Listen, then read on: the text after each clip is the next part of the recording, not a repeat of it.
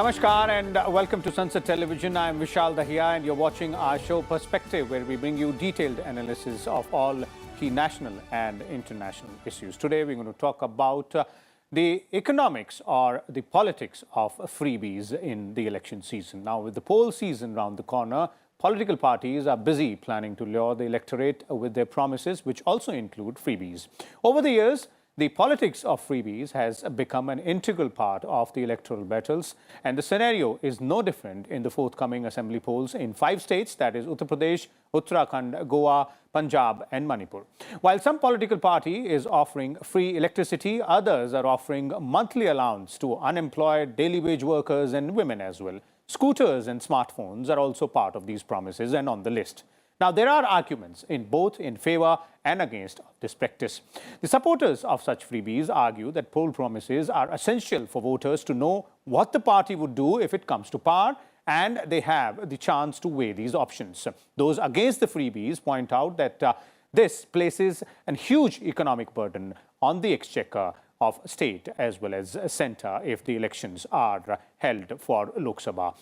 We will discuss and analyse all aspects of this particular issue in today's episode of Perspective. And for more on this, we're joined by a distinguished panel. Let me first introduce them to you. We have with us representatives from 3 political parties. Mr. Gopal Krishna Agarwal, the national spokesperson of BJP, is joining us. We also have with us Mr. Syed Nasir Hussain, Congress Party's Rajya Sabha MP, and Mr. Jasmine Shah is also joining us. He is the national spokesperson of Aam Aadmi Party and vice chairperson of Delhi Dialogue Commission. And we also have with us today Dr. Rajan Sudesh Ratna, an economist, to make us understand as to how it will impact the economy. Welcome all of you to Sansad Television. Let me begin with you, Mr. Agarwal, since yours is the ruling party, not only at the centre, but also in 4 out of these 5 states which are going to polls. Now, the question is, why is so much importance being given to the politics of freebies? Why is it important for the political parties to announce various soaps in terms of, free electricity, free water, or free bus rides, or even scooters, smartphones, and allowances also? Vishalji, it's an important question which is pricking the mind of everyone. But who will bell the cat is the question. It has become a competitive bidding by every political parties. But the thing is, the biggest problem is that if you are announcing any subsidy or any support or any freebies, you should incorporate into your budget proposals. The financing of that proposal or any announcement has also to be incorporated into your memorandum or manifesto. That is not being done. It is not that the resources should go to the people who need them, or it should go for the benefit of the poor or weaker section of the society. We have to see the economic part of it, that if you are announcing any schemes, have you accounted for its expenditure? Have you accounted for where the resources will come? So if you look into many of the political parties which are being represented here also, is that they are announcing left, right, and center, but are they accounting it into their manifesto and to the budget proposal or the financial structure? That is the biggest problem. Okay. Second thing is that the Deputy Prime Minister, Vice President of the country also said some days last month that if the political parties go for effective economic policies, where the policies or government schemes have good reach without any leakages or without any corruption, etc., and it is targeted, then infrastructure development, etc., will itself take care of that. The people will not need these kind of freebies. So it has to be two-pronged approach. Okay. That the economic policies or development model that the parties adopt, that has to be very clearly spelled and it is to be implemented nicely, and that itself will all remove the need of these freebies. Second is, even if you are announcing anything, you should give a proper understanding on its economics and expenditure. Okay. These are the important things, and surely everybody is worried about it, because many of the parties which are not in power, etc., they are going for competitive bidding and the people, common voters, Okay. before the election commission announces the Achar Samhita. Before that, anybody can announce anything. So Okay. this is a cause of concern. There has to be a code of conduct for the political parties, and we agree, and we would Okay. definitely like to adhere it, because some of the things which are being done in some political parties is quite bizarre in Okay, its we'll aspect. we'll talk to the representatives of Congress Party and Aam Aadmi Party here as well, Mr. Agarwal. But that's a very pragmatic viewpoint which you made. But two aspects which you mentioned, and I'd like to ask you again from that perspective. That is, one, you started by saying who will bell the cat. Now, how about the ruling party, starts with that practice? And in terms of, political parties also looking at the financial budgeting, has your party looked at that? Because in the state of Uttar Pradesh, in terms of promises, I can read here, free rations for those below the poverty line and Antodaya card holders, and 1,000 per month to daily wage workers as well. Has that been factored in the financial planning by your party when we're talking about the state of Uttar Pradesh?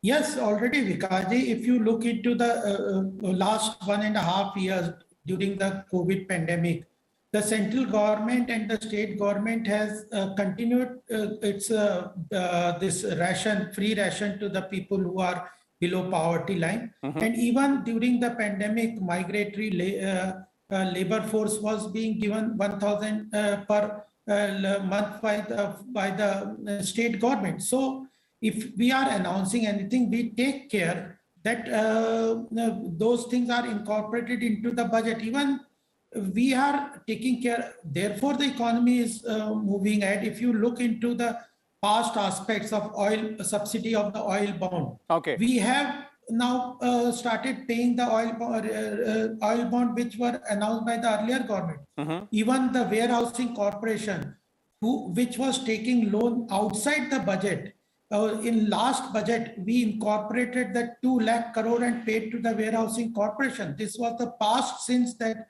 earlier parties did, and they did not even made it into their budget proposals and accounted it for in their budget proposal. We did it. Okay. And this was appreciated by left, right, and center, and even international economists appreciated our last budget announcement by the central government. Okay. That many of the things which were included and were taken as an off-budget items, where schemes were announced and were not incorporated into the budget proposals, and even it was not incorporated into the consolidated fund of the country. Okay. In last budget, we took it a special task that all those things like warehousing corporation, oil bonds, or subsidies, indeed, those aspects have been taken care of, Mr. Agarwal, and those relate to the overall national budget we're talking about, or the central government expenditure. Same thing is for the state government. I'll come back to you, Mr. Agarwal, but let me bring in the Congress representative here as well.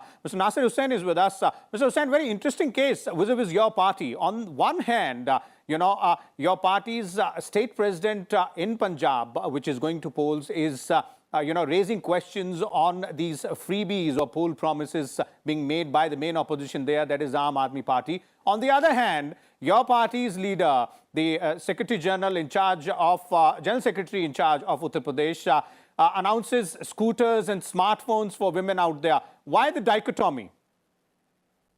See, Vishal, thank you so much for getting me here.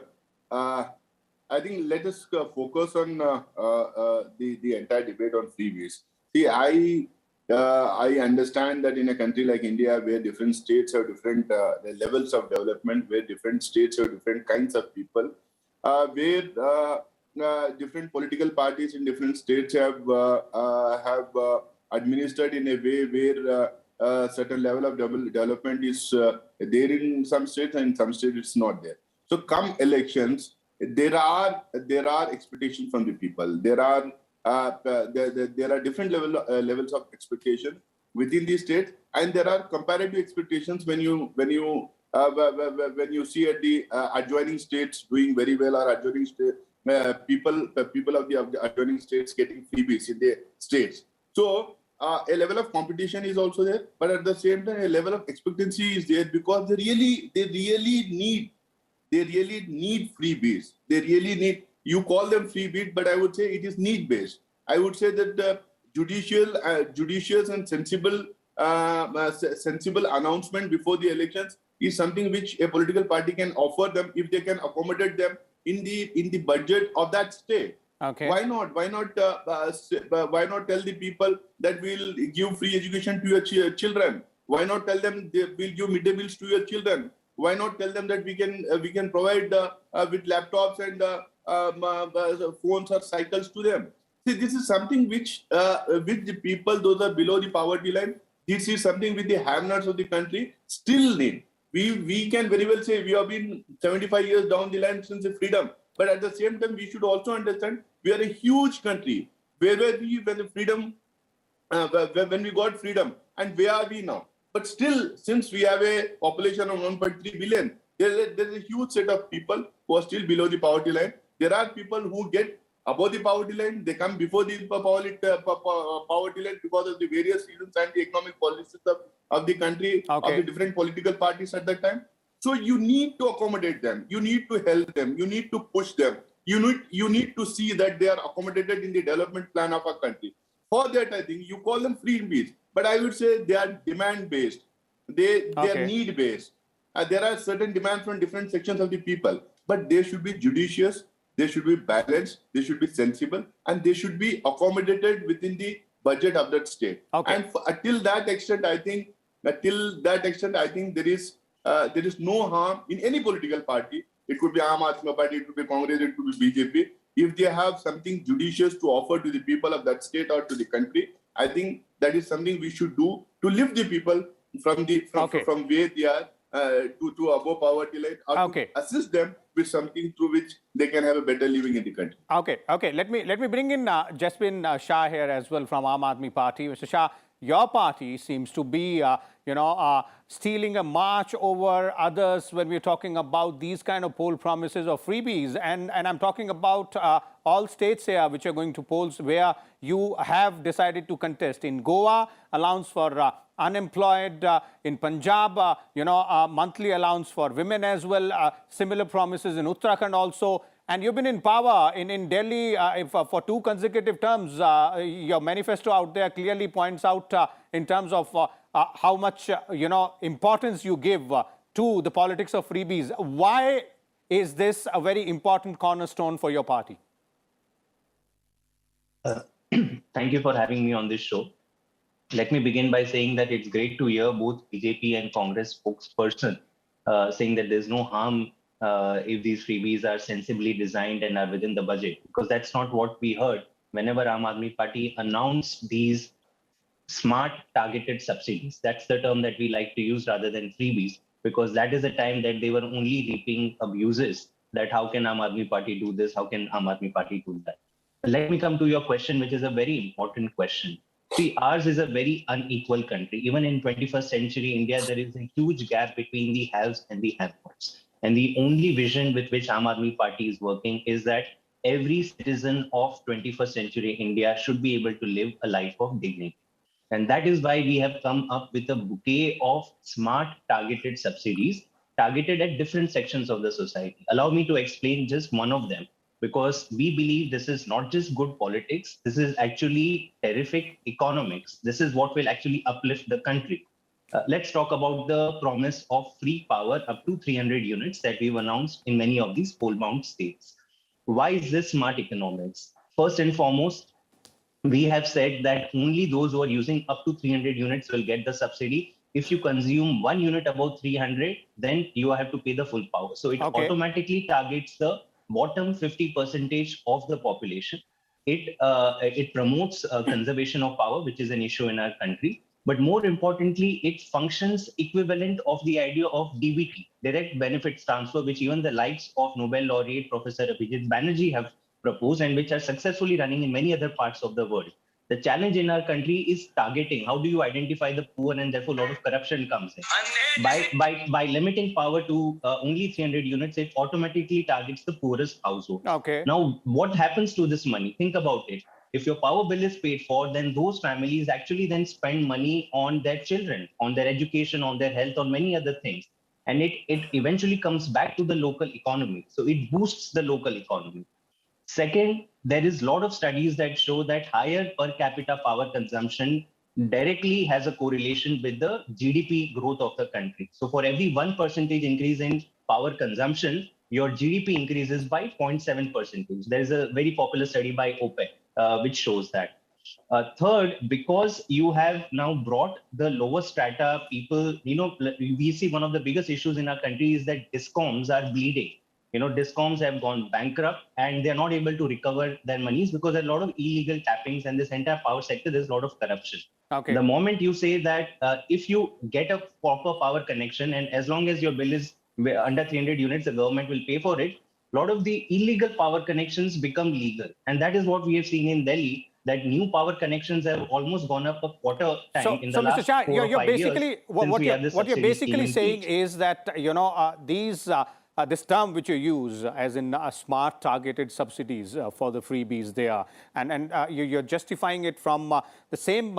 Just allow me one more point. From the same point of view as your, other colleagues from BJP and Congress on this panel out there did. I just want to add one more point. I'll come back to you, Mr. Shah. But let's also hear the economist point of view, because you pointed out a very important aspect here. You're speaking about how this has an impact on the GDP, how this is really important. The same point being made by the Congress spokesperson and more or less by the BJP representative here as well. Dr. Rajan, you heard all three of them. Now, another viewpoint is that there might be a lot of planning which might go into it, but ultimately it all has an impact on the public exchequer. And most of the states, the financial health is not that robust. Exactly. And, I have a couple of points. The first thing is, thank you. And it's very happy to hear three prominent political parties reaching a consensus on, which is very unique in the Indian politics. But if you look at the politics of it, yes, it makes a sense. If you look at economics of it, to me, it doesn't make a sense. Why I'm saying is, why do you realize about either it's a targeted policy intervention or poverty or poor people or below poverty line or all these kind of things only before elections? The government comes to power for 5 years in India and democratically elected, number one. So when you are there running it for 5 years, why is it that these kind of SOPs are coming? And I agree. I agree it's not only India. There are other countries in the world are also doing, and you are basically going to the votes. And so I won't say it's competition. It's a very mad rush, and I don't know where it will end up, because ultimately it may end up with all freebies to everybody. But coming to Vijay, your question, it's not a matter of budget. Even if you budget, then somebody has to pay for that money which the government is giving as subsidy. It's a taxpayer. And where it is coming from. So ultimately you are taxing somebody. If not these people, somebody else, or through some other measures. Now, state governments have another challenge. And the challenge is that they have very limited resources in terms of revenue. And many a times we have seen when they go to the center for seeking the revenue. And so, while it can empower and other things, we can talk about GDP growth and all that. But I think government also, or the political parties also have a bigger role towards betterment of the society, good governance. So if these SOPs are coming in terms of providing employment, generating employment, education, other things. But I mean, when you talk about people below poverty line, then you talk about a smartphone. Then you talk about giving them TV. Well, there has to be some end to it.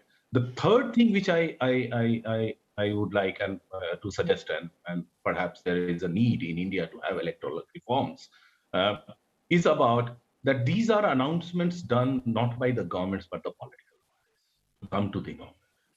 So and we all know all the political parties are very, very indeed that is the very important distinction out there which you made, Dr. Rajan, that these announcements are made by the political parties which are vying with each other to form the government. And, when we look at that aspect, not only the budgeting part, yes, the money might be there sometimes, and sometimes it might not be there. Some provisions have to be made to fulfill those promises. Now, quickly, 1 minute each, because we are running short of time, for all these three political parties, I would request the representatives. I'll start with you, Mr. Agarwal. And very simple question, as Dr. Rajan has, simplified it, that why not utilize the time in power, that is the 5-year tenure when we are talking about the ruling party, to make provisions or to make these policy interventions as well? Why make the promises just before the poll in terms of freebies? I will make three small brief points. One thing is when Mr. Ratna told about political sense and the economic sense, all three of our political panelists have agreed that it makes political sense. What I wanted to tell you is we have to make it in economic sense. Okay. And therefore we have to connect it with the taxpayers' money, and we have to distinguish between subsidy and freebies as it is used in a common parlance. Subsidy is thing which can be justified and targeted, and what other panelists have been saying, but the freebies is quite different. I just give you one example. Delhi government has announced electricity subsidy. They are not even providing it in the balance sheet and not even paying it to those electricity companies. They are creating regulatory assets. The way I told you, I gave you, because I am a student of economics, I know that these regulatory assets are not even being paid by the government, not being paid by anybody. It is creating a false assets in the balance sheets of those companies and will have to be paid by the later those who come into power. So this kind of freebies is completely a fraud on the people of the country, as was done in oil bond, as was done in warehousing corporations, debt creation outside the budget. This is thing which has wrong. Every party has a right to create subsidy ecosystems to give targeted subsidy to the people who need. But make it an economic sense and don't play fraud on the people by creating this kind of regulatory assets, oil bonds, outside budget, creating debts. These are wrong, and we are talking of economics of freebies. So economics is, what is the role of subsidies in economics of freebies is equally important as the politics is what you're pointing out, Mr. Agarwal. And the crux what you're saying is that there should not be a long-term burden on the economic health of the state or the central government, wherever we are talking about, these freebies there. Mr. Hussain, do you agree with that part? And as Dr. Rajan was saying earlier, that this is very rare in Indian politics that all political players agree. Vishal, I think there are certain things which there are broad lines of agreement which we agree. But I just want to make a small comment here when Dr. Rajan was saying that the money has to come from somewhere. See, we'll have to understand that there are still poor people in this country. While we take care of the good administrative reforms, while we take care of good governance, while we should take care of development aspect, at the same time we should also take care of the hunger of the poor. We should try and see that minimum shelter facilities are given to the poor. We should see that some schools are there for the children of the poor. And to attract those children to go to the school, we need to have some sort of a midday meal or some maybe morning breakfast to them.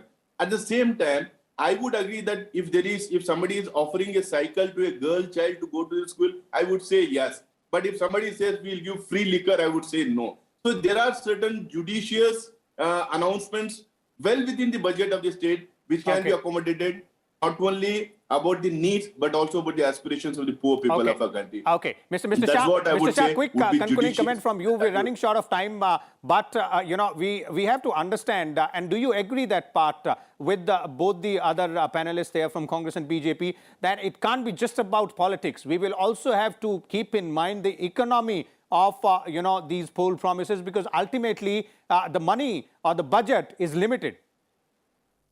No, absolutely. There's no disagreement. But I must also say that the point made by Mr. Gopal Agrawal of BJP is completely factually distorted, that Delhi government is in debt. In fact, CAG came out with a report in 2019. It studied 5 years of budget of Delhi government and said it is the only government anywhere in India which is running in profit and not in debt. And that is what good economics is. Okay. That the Aam Aadmi Party in Delhi, in 5 years, has managed to double the budget from 30,000 to 60,000 crores without imposing or increasing even a single tax, and has managed to spend maximum on health and education than any other government in the country, and is yet able to afford these freebies or targeted subsidies. Why?